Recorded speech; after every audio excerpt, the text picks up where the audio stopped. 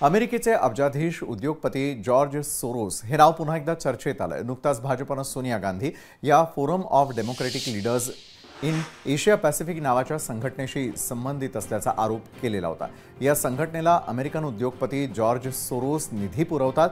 ही संघटना काश्मीरला भारतापासून वेगळं करण्याची मागणी करते। अनेक देशांच्या राजकारणामध्ये आणि समाजावरती प्रभाव टाकण्यासाठी स्वतःचा अजेंडा चालवणारी व्यक्ती म्हणून 94 वर्षीय सोरोस यांची ओळख आहे। तसंच सोरोस यांना पंतप्रधान नरेंद्र मोदींच्या धोरणांचे कट्टर टीकाकारही बोललं जातं। सोरोस यांचा पाठिंबा असलेल्या OCCRP या बिगर नफा माध्यम संस्थेनं गेल्या वर्षीच गौतम अदानी आणि अनिल अग्रवाल यांच्यावर निशाणा साधलेला होता।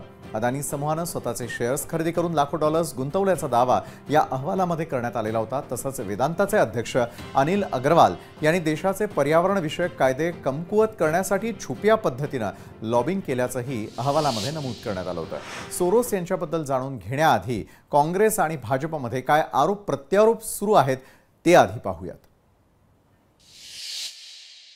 ये एक गांव की कहावत है, चोर बोले जोर से, चोरी और सीना जोड़ी। क्यों नहीं जॉर्ज सोरोस पर देते हैं कि सोनिया गांधी का क्या मामला है। अगर हिम्मत है तो इसका खुलासा करें।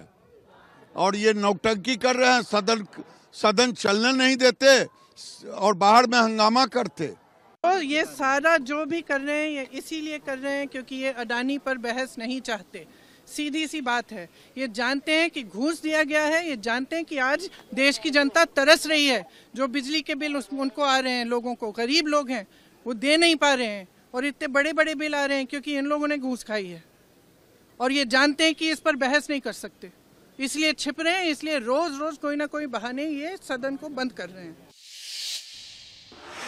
तर आरोप प्रत्यारोपांच्या या फैरीनंतर ज्या सोरोस यांच्यावरून राजकारण रंगलेलं आहे ते नेमके कोण आहे त्यावर एक नजर टाकूयात। तर कोण आहेत जॉर्ज सोरोस? सोरोस यांचं बालपण अत्यंत गरिबीमध्ये गेलेलं होतं। सोरोस यांनी लंडनमध्ये पोर्टर वेटर म्हणूनही काम केलेलं आहे। लंडन स्कूल ऑफ इकॉनॉमिक्स मधून त्यांनी पदवी प्राप्त केली आहे।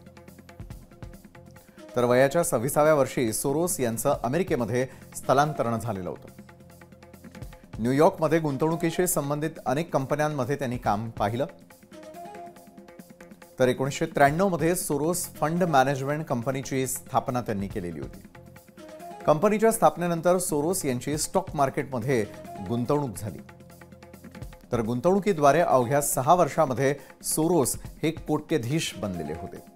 तर कोण आहे जॉर्ज सोरोस हे अगदी थोडक्यामध्ये जाणून घेण्याचा आपण प्रयत्न केलेला आहे।